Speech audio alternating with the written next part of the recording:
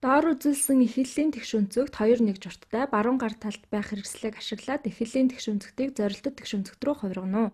Зорилттой тэгш өнцөгт нь 8-5-1 журттай мөн нэг бүхэл 4-3-1 журттай. Хувиргалтын явцыг хувирсан тэгш өнцөгтийн хэсгээс харна. За тэгэхээр эдгээр нь бидэнд юу хэлж чадах вэ гэхээр энд эхлэлийн тэгш өнцөгт байна. Энэ бол 2-1 журттай. Тиймээс 1-1 жол нэг иймэрхүү хорттой байна тийм үү? Энэхүү эхлэлийн тэгш өнцөгтийн хагас шиг. За баруун талд мөн хэрэгслийн булан байна. Бодлогын зорилго бол энд байгаа цэнхэр тэгш өнцөгтийг гаргаж авах юм. Үүнийг 8-5-1 журттай гэж хэлсэн. За энд нэг ойлголтыг төрүүлж байна. Учир нь энэ бол бүхэл, харин энэ нь 8-5-1 журттай. Тэгвэл энэ хавьд 8-8-1 журттай болох юм байна, тийм ээ. За энэ бол 8-5-1 журттай мөн бодлогонд дахин нэг бүхэл 4-3 урттай зорилттой тэгш өнцөгт байгаа. Энэхүү шар өнгийн тэгш өнцөгт бол нэг бүхэл 4-3-1 журттай. Нэг бүхэл 4-3 бол 4-7-той тэнцэв. Тэгэхээр хэрэгслийн буланд юу байна вэ? Ямар хэрэгслүүд хэрэглэх боломжтой байна вэ? За эхлэлийн блокийг хэд хэдэн хэсэгт хувааж болно. Дараа нь хуваасан тэгш өнцөгтөө 1-р тэгш өнцөгтөөр хуулж болно. Мөн зорилтод блоктойгоо тааруулж болно.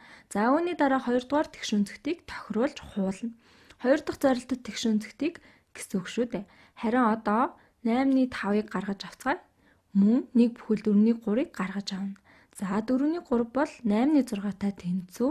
За хуваарийг яагаад 8 болгож байна вэ гэхээр 8 бол илүү бага хэмжээтэй хэсгүүдэд хуваах боломжтой. Тиймээс эхлэлийн тэгш өнцөгтийг 8 хэсэгт хувааж дараа нь 8-5 болон 1 бүхэл 4-3 хэсгийг нь авахд хэлбэр авах болно.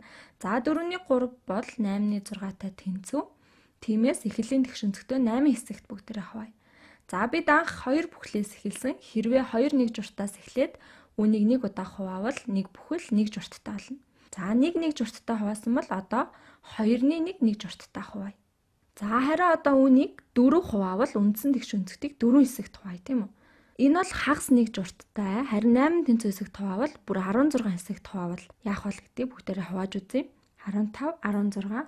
За тэгэхээр би 2-1-ийг 16 тэнцүү хэсэгт хуваалаа. Эсвэл 2 бүхлийн 16-ны 1-1 чимээ хэлж болно. Тиймээс энэ бол 8-ны 1 урттай болно. За одоо үүнийг анх өгсөн тоогоор үржүүлье. 8-5 гэж анх өгөгдсөн байгаа. Энэ бол 8-ны 1 тийм үү? За үүнийг хулаад тавья. 1 2 3 4 5. За ингээд 8-ны 5 боллоо.